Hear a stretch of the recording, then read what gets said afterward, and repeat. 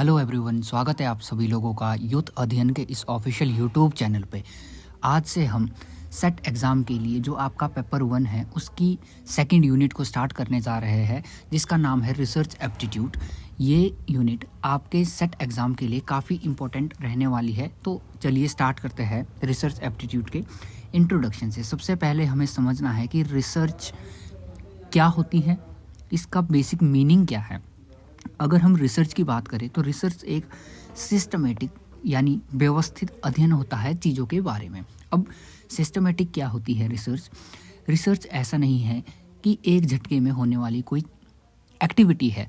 Research के अंदर आपको मल्टीपल अलग अलग स्टेप्स को फॉलो करना होता है। एग्जाम्पल के लिए सबसे पहले जब भी आप रिसर्च करते हो तो आपका पहला स्टेप रहता है आपके रिसर्च टॉपिक को सेलेक्ट करना। रिसर्च टॉपिक को जब आप सेलेक्ट कर लेते हैं तो रिसर्च से रिलेटेड आपको फाउंडेशनल नॉलेज तैयार करनी होती है, जिसके लिए आप ऑलरेडी जो लिटरेचर आपके टॉपिक से रिलेटेड लिखा हुआ है आप उसको स्टडी करते हैं। देन उसके बाद आप हाइपोथेसिस क्रिएट करते हैं थर्ड स्टेप पे, यानी आप एक परिकल्पना का निर्माण करते हैं जहाँ पर आप गैस वर्क करते हो कि मेरे हिसाब से इसका आंसर ये हो सकता है। देन फोर्थ स्टेप पे आके आप डेटा को कलेक्ट करते हैं। फिफ्थ स्टेप पे आके डेटा को एनालाइज करते हो और फिर रिजल्ट प्रिपेयर करते हैं। तो रिसर्च एक सिस्टमेटिक स्टडी होती है। अगर आपसे ये पूछा जाए कि सिस्टमेटिक कैसे होती है, तो यहाँ पर मल्टीपल जो स्टेप्स होते हैं वो एक स्टेप दूसरे से डील करता है। रिसर्च के अंदर ऑब्जेक्टिविटी भी होती है, वस्तुनिष्ठता होती है। अब वस्तुनिष्ठता क्या होती है? ये एक साइंस का कंसेप्ट है जो ये बताता है कि चीज़ों के अंदर, वस्तुओं के अंदर एक सिंगल रियलिटी मौजूद होती है जिसको हम साइंटिफिक तरीके से देख सकते हैं। तो रिसर्च के अंदर ऑब्जेक्टिविटी या वस्तुनिष्ठता का अर्थ हो जाता है जो एज इट इज़ फैक्ट बताएं, हमें उसको ही प्रेजेंट करना होता है अपनी रिसर्च के अंदर। हमें अपनी पर्सनल वॉइसनेस को सामने नहीं लाना है। फैक्ट कुछ और बता रहा है और हमने पर्सनल वॉइसनेस होने के नाते उन फैक्ट्स को मैनिपुलेट करना स्टार्ट कर दिया। तो ऐसा नहीं होता है रिसर्च के अंदर। तो रिसर्च एक सिस्टमेटिक, ऑब्जेक्टिव और साइंटिफिक इन्वेस्टिगेशन होती है जिसके अंतर्गत हम नए ज्ञान को, नए फैक्ट्स को वेरीफाई करते हैं और जो हमारा ऑलरेडी मौजूदा ज्ञान है उसको हम इंटरप्रेट कर सकते हैं या वेरीफाई करने की बात करते हैं। जैसे ऑलरेडी हमारा मौजूद ज्ञान कौन सा है? जो सोसाइटी के अंदर ऑलरेडी जनरल थ्योरीज को इस्टेब्लिश किया गया है। जैसे एग्जांपल के लिए हमारी न्यूटन की थ्योरी है ग्रेविटी की, जिसके अकॉर्डिंग कोई भी वस्तु अगर हम आसमान की ओर फेंके तो वो धरती की ही ओर गिरती है, just because of gravity power of earth. तो ये ऑलरेडी इस्टेब्लिश जनरल थ्योरी है हमारे पास। हम इसको दोबारा भी वेरीफाई कर सकते हैं थ्रू रिसर्च। अगर हम इसके जनरल टर्म की बात करें तो ये एक फ्रेंच भाषा का शब्द है। फ्रेंच भाषा का शब्द क्या है? रिसर्चर, जिसका मतलब होता है दोबारा किसी चीज़ की खोज करना। एग्जाम पॉइंट ऑफ व्यू से आपको ये इन्फॉर्मेशन भी कलेक्ट कर लेनी है। रिसर्च सिस्टमेटिक होती है। मैंने अभी आप लोगों को बताया है कि सिस्टमेटिक क्या होती है। रिसर्च लॉजिकल होती है, सेंसिबल थिंकिंग पर ये आधारित होती है। इसमें आप सेंसिबल थिंकिंग का यूज़ करते हैं जिसकी पॉसिबिलिटी होती है होने की। कोई यूटोपियन या कल्पनावादी विचार रिसर्च के अंदर आप प्रस्तुत नहीं कर सकते हो। रिसर्च एम्पिरिकल होती है। एम्पिरिकल का मतलब है कि आप इसको अपने ज्ञानेंद्रियों से ऑब्जर्व करते हैं, सेंस ऑब्जर्व करते हैं और वेरीफाई करते हैं। ऑब्जेक्टिव होती है, कंट्रोल्ड और क्रिटिकल इन नेचर होती है। अब कंट्रोल का मतलब क्या होता है? रिसर्च के अंदर जब हम रिसर्च करते हैं तो हमारे रिसर्च के अंदर बहुत सारे वेरिएबल्स होते हैं जिनको हम तत्व बोलते हैं या चर बोलते हैं। वेरिएबल्स ऐसे फैक्टर्स होते हैं जो हमारी रिसर्च को इफ़ेक्ट कर सकते हैं। एग्जांपल के लिए अगर मुझे ये देखना है कि क्या सनलाइट, सूर्य की किरणें प्लांट की ग्रोथ को इम्पैक्ट करती है या नहीं करती है, तो यहाँ पर देखिए दो हमारे पास मेन वेरिएबल है, एक है सन और दूसरा है प्लांट। इसको हम चर बोलते हैं। इसके अलावा भी यहाँ बहुत सारे वेरिएबल्स या चर मौजूद होते हैं जो हमारे रिसर्च को इम्पैक्ट कर सकते हैं। एक हो गया पॉट का साइज़ जिसमें आपका प्लांट रखा हुआ है।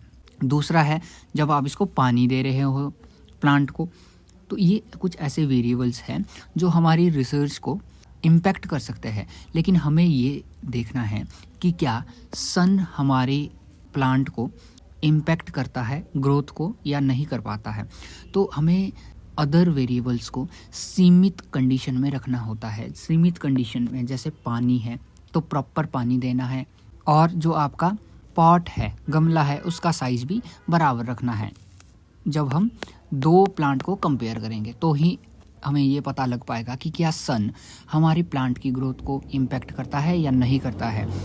एक हमें यहाँ एक्सपेरिमेंट ग्रुप रखना है जिसके ऊपर हम ऑब्जर्व कर रहे होते हैं, और दूसरे वाला कंपैरिजन ग्रुप जिससे हमें उसको कंपेयर करना है कि क्या वास्तव में कोई परिवर्तन आया है सन की लाइट देने से या नहीं आया है। तो कंट्रोल फैक्टर का मतलब है कि हमें अदर वेरिएबल्स को रिसर्च के अंदर कंट्रोल रखना होता है, ताकि जो डिपेंडेंट वेरिएबल्स के अंदर चेंजेस आ रहे हैं, डिपेंडेंट वेरिएबल को हम निर्भर चर बोलते हैं, जिसके ऊपर हम रिजल्ट को चेक कर रहे होते हैं, उसके अंदर जो परिवर्तन आ रहे हैं वो क्या इंडिपेंडेंट वेरिएबल्स की वजह से ही आ रहे हैं, सन की वजह से ही आ रहे हैं, या कोई और वेरिएबल्स की वजह से चेंज आ रहे हैं। अगर और वेरिएबल्स उसको चेंज कर पा रहा है विच मीन्स हमारी रिसर्च वहाँ प्रॉपर नहीं हो पाएगी।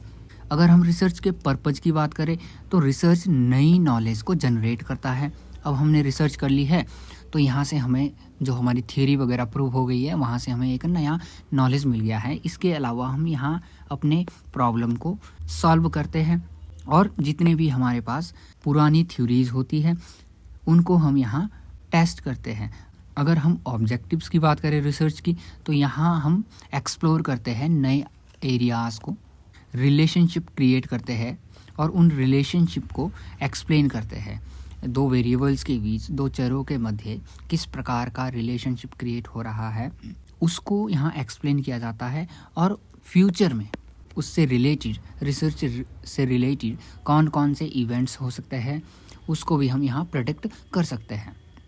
तो research scientific, systematic, replicable, valid, reliable और लॉजिकल रीजनिंग पर आधारित होती है। ये जितने भी यहाँ पर टर्म्स है काफ़ी इंपॉर्टेंट रहने वाले हैं आपके। यहाँ से स्टेटमेंट बेस्ड क्वेश्चन बनते हैं। ये रिसर्च की कैरेक्टरिस्टिक्स कहलाती है। इनको हम आने वाले स्लाइड में करेंगे। अब हम अपने दूसरे टॉपिक की बात कर लेते हैं कि रिसर्च की क्या कैरेक्टरिस्टिक्स या विशेषताएँ रहती है। तो इसमें यहाँ से दो टाइप के क्वेश्चन आपके बन सकते हैं। फर्स्ट, आपके स्टेटमेंट बेस्ड क्वेश्चन बन सकते हैं, जहाँ से दो आपको स्टेटमेंट मिलेगी और पूछा जाएगा कि इनमें से कौन सी ट्रू है और कौन सी फॉल्स है। तो यहाँ पर आपको कॉन्सेप्चुअल क्लियरिटी चाहिए रिसर्च के कैरेक्टरिस्टिक्स के बारे में। और दूसरे टाइप का क्वेश्चन हो सकता है कि आपको मैच दी फॉलोइंग दे दे, जहाँ एक तरफ रिसर्च की जो कैरेक्टरिस्टिक्स रहती है लाइक सिस्टमेटिक है, साइंटिफिक है, ऑब्जेक्टिव है और एम्पिरिकल है, और सामने इनके मीनिंग दे दिए जाएं और आपको बोल दें कि इसको मैच कर दीजिए। तो सबसे पहले रिसर्च की कैरेक्टरिस्टिक रहती है सिस्टमेटिक। हमने यहाँ पर इसको अंडरस्टैंड कर लिया है कि यहाँ पर मल्टीपल स्टेप्स रहते हैं जो कि इंटरलिंक्ड स्टेप्स होते हैं, लाइक आइडेंटिफिकेशन ऑफ प्रॉब्लम, जहाँ आप अपने समस्या को चूज करते हैं, देन उससे रिलेटेड लिटरेचर को रिव्यू करते हैं, अपने हाइपोथेसिस बनाते हो, डेटा को कलेक्ट करते हो, डेटा को एनालाइज करते हो और फाइनली रिपोर्ट सबमिट करते हो। ये मल्टीपल स्टेप्स होते हैं रिसर्च के अंदर। अगर अभी आपको ये अंडरस्टैंड नहीं हो रहा है, क्योंकि ये हमारी नेक्स्ट जो क्लास रहेगी वो कंप्लीट रिसर्च के प्रोसेस पर ही रहेगी, जहां हम डिटेल्ड वे में इन अलग अलग स्टेप्स को एनालिसिस करेंगे। दूसरी कैरेक्टरिस्टिक रहती है साइंटिफिक। तो साइंटिफिक का मतलब ये है कि रिसर्च कोई यूटोपियन थॉट पर आधारित नहीं होती है, कोई कल्पनावादी विचार नहीं होता है। यहाँ पर आप जो डेटा कलेक्ट करते हैं वो साइंटिफिक मेथड से कलेक्ट करते हैं। जो भी एविडेंस देते हैं वो लॉजिकल रीजनिंग के ऊपर बेस्ड होते हैं, और इसके अलावा एविडेंस जो होते हैं वो एम्पिरिकल एविडेंस होते हैं, मतलब अनुभवजन्य साक्ष्य होते हैं। आप उनको खुद से ऑब्जर्व करते हो, लाइक इंटरव्यू के थ्रू या सर्वे के थ्रू।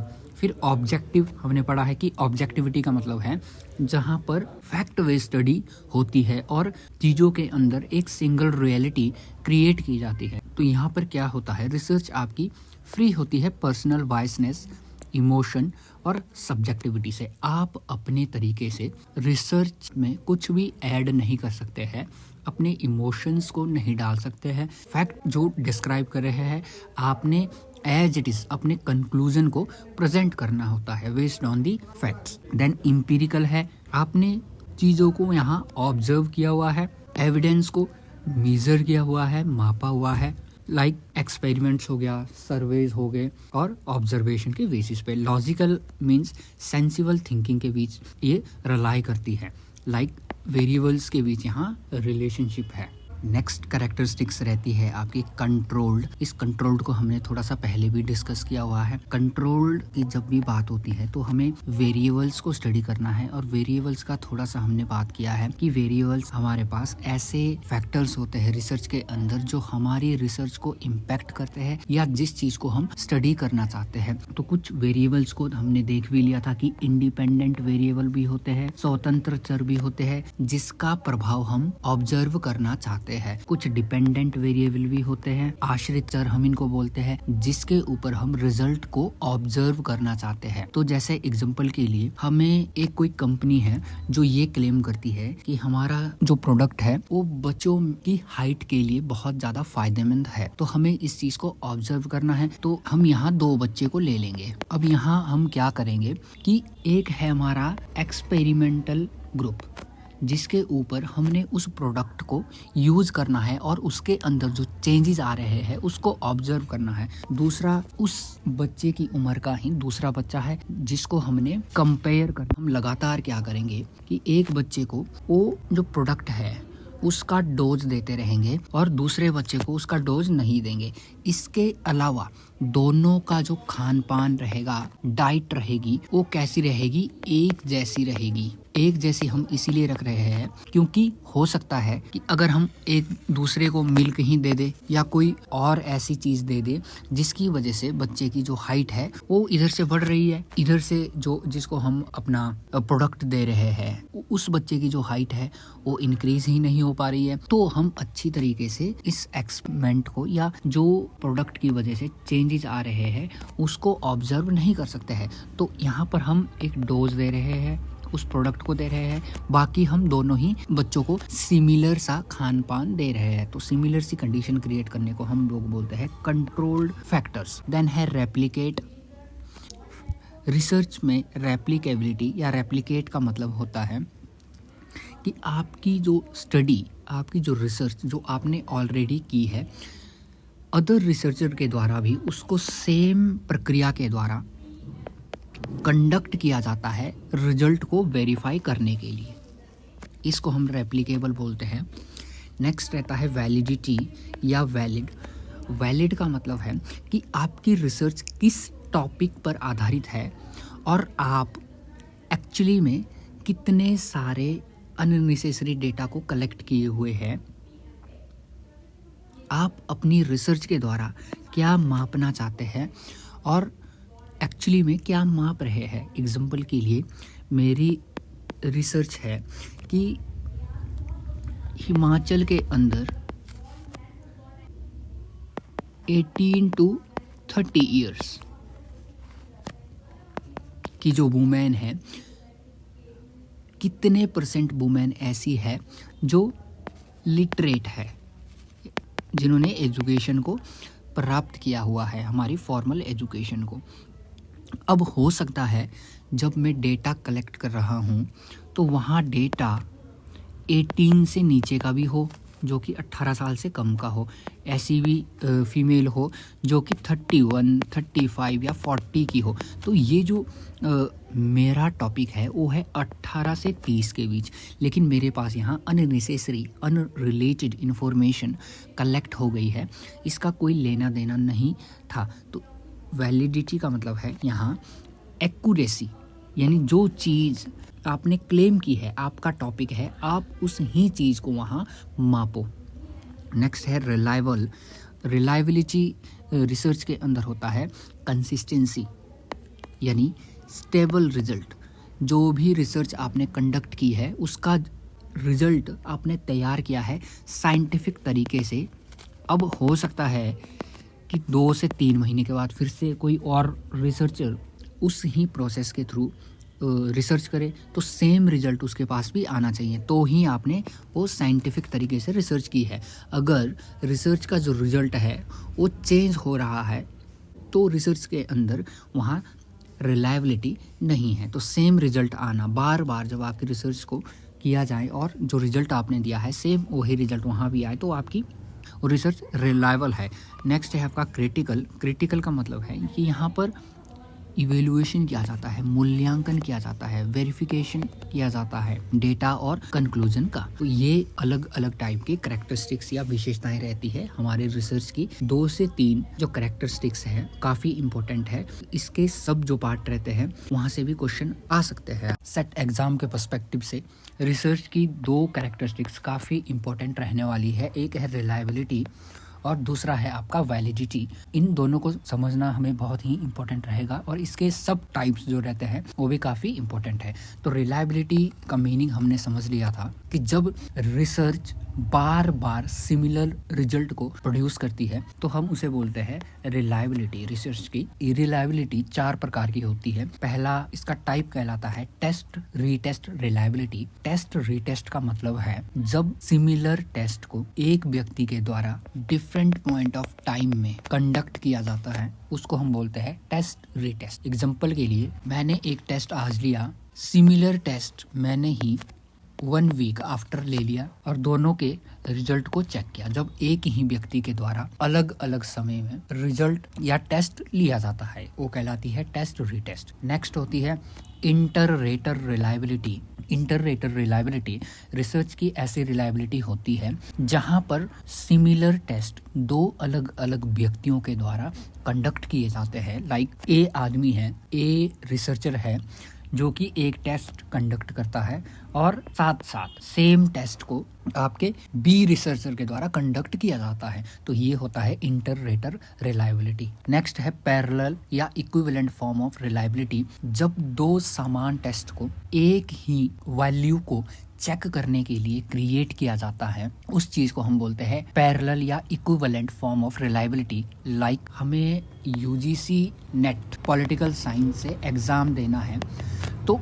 यहाँ एनटीए या यूजीसी क्या चेक करना चाहती है बच्चों के अंदर कि क्या बच्चों की इतनी मेरिट है कि वो असिस्टेंट प्रोफेसर बनने लायक है। इसके लिए ये क्या करते हैं, अब तो नहीं होती है ये चीज, इससे पहले हुआ करती थी कि 2 शिफ्टों में पेपर को डिवाइड कर दिया जाता था। अब दोनों ही जो शिफ्ट के पेपर है उनका बेसिक क्राइटेरिया क्या रहता था कि क्या बच्चा उसको क्रैक कर पाएगा। एक ही वैल्यू मापते थे कि क्या बच्चा असिस्टेंट प्रोफेसर बनने लायक है या नहीं है। तो जब 2 टेस्ट कंडक्ट किए जाते हैं उसको बोलते हैं पैरेलल या equivalent form of reliability. Next है आपका इंटरनल कंसिस्टेंसी रिलायबिलिटी, जहां पर टेस्ट के अंदर की जो इंडिविजुअल आइटम्स होती है यानी जो क्वेश्चंस आपने क्रिएट किए हुए हैं क्या वो जिस एबिलिटी को आप मेजर करना चाहते हैं, मापना चाहते हैं, उससे ही रिलेटेड है या अननेसेसरी क्वेश्चंस है। लाइक मैं अगर बच्चों की मैथमेटिकल एबिलिटी को कैलकुलेट या मेजर करना चाहता हूँ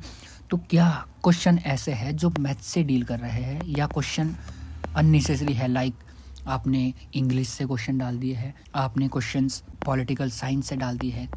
तो ये होता है इंटरनल कंसिस्टेंसी। उम्मीद है आपको ये समझ आया होगा। Next type of characteristics validity. हमने वैलिडिटी के मीनिंग को समझ लिया है, ये भी काफ़ी इंपॉर्टेंट कैरेक्टरिस्टिक्स रहती है रिसर्च की। वैलिडिटी का मतलब होता है एक्यूरेसी, कि आपका डेटा रिजल्ट कितना सिमिलर है एक्चुअली पॉपुलेशन के। यानी जब भी हम रिसर्च कर रहे होते हैं तो हमारे पास कुछ अब्सर्ड डेटा आ जाता है, अननेसेसरी डेटा आ जाता है जिसको एनालाइज करना उतना इम्पोर्टेंट नहीं था, है ना। तो हम उस चीज़ से बचे जिसको हमने बोला है वैलिडिटी। वैलिडिटी अपने आप में अलग अलग प्रकार की हो सकती है।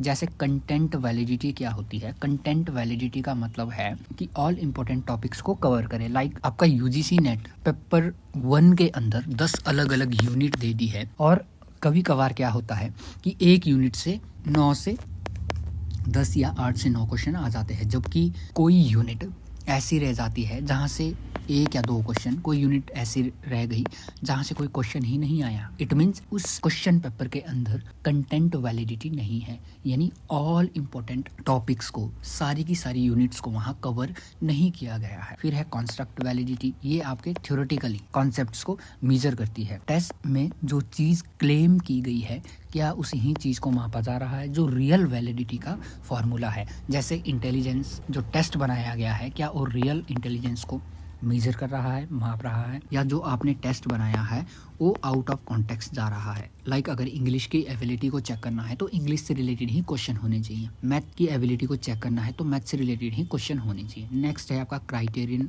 Related validity. Criterion related validity ऐसी वैलिडिटी होती है जहाँ से हम इंडिविजुअल के स्कोर को एक हाइपोथेटिकल क्राइटेरिया से डील करते हैं। हाइपोथेटिकल क्राइटेरिया क्या है ये, जैसे हम लोगों ने स्कूल्स के टाइम एग्ज़ाम्स दिए हैं, वहाँ पर एक हाइपोथेटिकल क्राइटेरिया होता था कि बच्चों को 33% पासिंग मार्क्स चाहिए, तो ये 33 क्या है, एक हाइपोथेटिकल क्राइटेरिया है। नेक्स्ट है प्रेडिकेटिव वैलिडिटी, लास्ट रहती है, इंपॉर्टेंट है आपका। प्रेडिकेटिव वैलिडिटी ऐसी वैलिडिटी होती है जो कि आपके फ्यूचर, इसके नाम से ही पता चल रहा है, फ्यूचर को प्रेडिक्ट करती है। जैसे एग्जांपल के लिए आपने एंट्रांस एग्ज़ाम दिया और एग्ज़ाम पे आपने अच्छा स्कोर अचीव किया, लाइक एंट्रांस में आपका अच्छा स्कोर रहा है, तो इसके बेसिस पे आपका एमए के अंदर जहां आपने एडमिशन लिया है कैसा परफॉर्मेंस रहेगा, फ्यूचर प्रेडिक्ट किया जा सकता है। तो ये है आपका प्रेडिक्टिव वैलिडिटी। उम्मीद है आपको ये वीडियो काफ़ी इन्फॉर्मेटिव लगी होगी। Thank you so much.